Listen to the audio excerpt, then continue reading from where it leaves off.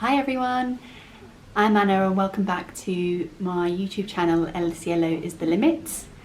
As I mentioned before, I'm currently travelling around Central and South America, and this episode is going to be about Mexico. Now, as I've been putting the content together, I realised that I've got so much to talk to you about that in actual fact I'm going to have to probably post a few different episodes on Mexico in general. So for the purposes of keeping the post brief and the content relevant to you and what you're interested in finding out about, today I'm going to be talking about Mexico City. So I guess the easiest place to start off with was the places that I stayed in. So I stayed in a place called Mexico City Hostel. Overall found it quite a clean place. It was very safe, could get a decent night's sleep. So if you're looking for a sort of fairly cheap dorm room, then Mexico City is an okay option. Now I had a friend who was working at another hostel called Casa Pepe.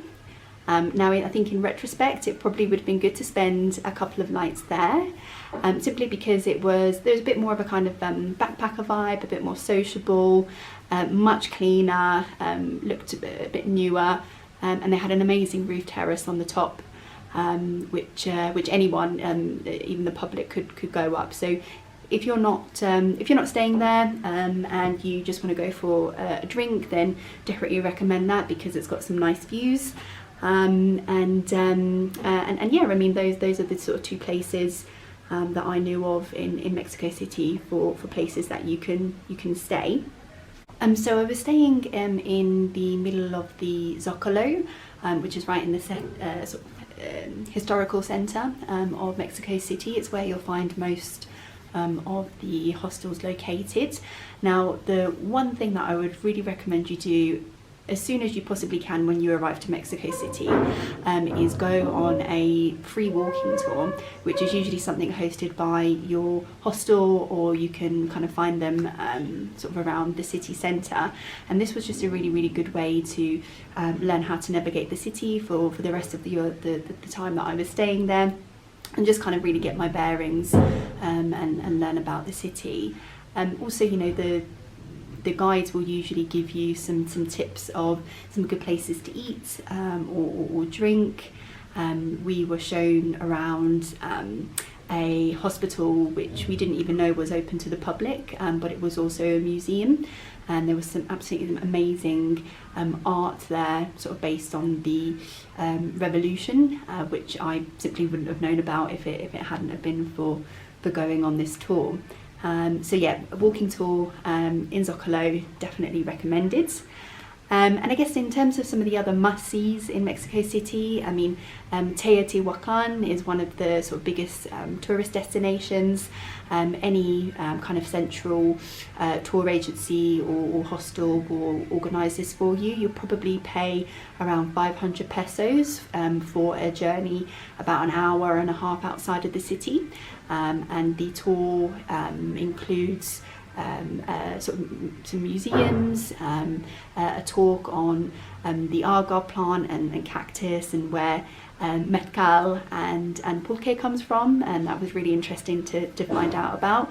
And then of course, you know, the Teotihuacan ruins themselves, which are just breathtaking. I'd never seen anything like that, and it was well worth the money and the trek out there to have a look at them. So the other, I guess, next thing on the bucket list for the Mexico City area is a place called Xochimilico. Now, I'd never actually heard about this, but it was back many years ago a marketplace for locals to go on boats and sell and buy produce. Now, currently it no longer is that, but tourists can go and you will get people sort of coming up to you on their boats and sort of selling you food and drink or music. But the thing that really struck me at this place was, obviously it was a nice sort of boat trip, but it was just all the colours and the names of the boats. It was just really something quite unique to see. So for me personally, those were the two tours that I wanted to spend my money on. I thought it was well worth the money as well. So So yeah, if you fancy doing a couple of tours whilst you're in Mexico City, then again Teotihuacan and Xochimilico would be the ones that I would recommend. Now, another really fantastic place to go visit whilst you're in Mexico City is a place called the Chapultec Parks.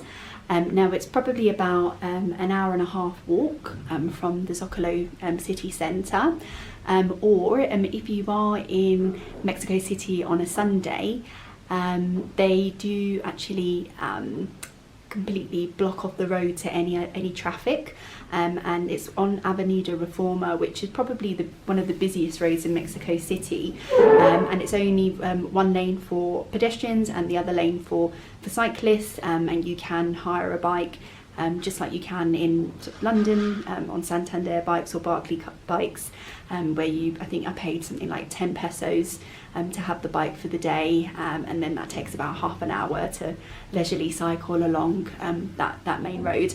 And I thought that was just something really, really special, because I'm not too sure if there are any other sort of cities or capitals in the world that completely close off their main street to cars, so that people can kind of just enjoy a Sunday. So the reason why I've mentioned Avenida Reforma is because it takes you directly into the Chapultec Parks, and there's a lot going on there. There's zoos, there's museums, there's castles, just acres and acres of park. Now, I only had one afternoon, so I chose to go to the Anthropology Museum and the military castle. The Anthropology Museum, I think, was about 70 pesos. And there you can find out about the kind of sort of social background of Mexico City, and kind of how it sort of started out as this sort of very, very sort of small sort of village, and was sort of built up over years and years, and it's just a really, really great kind of chronological timeline of the sort of social history of the place. So that was really interesting, and not too much for the brain. And when you've been doing a lot of walking for the day, it was something quite easy to take in. And then for the rest of the afternoon, I went to the military park. I can't remember off the top of my head exactly what it was called in Spanish, but there for me was the most amazing views of the city, and if you look at the next video, you'll see some of the panoramic views that the castle offered me. So if you're a bit of a person who likes to kind of take photos of views and likes to kind of be above the clouds, so to speak, then I'd say check out the Castillo in Chapultec Park. And I think again that was about 70 pesos to sort of spend about 2 hours walking around in, so well worth it, I think. And then lastly, my friend and I, we decided, because it was in the area, we would check out one of the districts called Polanco. Now, this wasn't something that I'd kind of come across in any blogs or travel blogs, so I was interested to find out a bit more about it, and I'm very, very glad that I went, because it was very different from the rest of Mexico City, which there's a lot of traffic, there's a lot going on. I think there's something like 26 million people who live in this city, but this particular district was very quiet streets.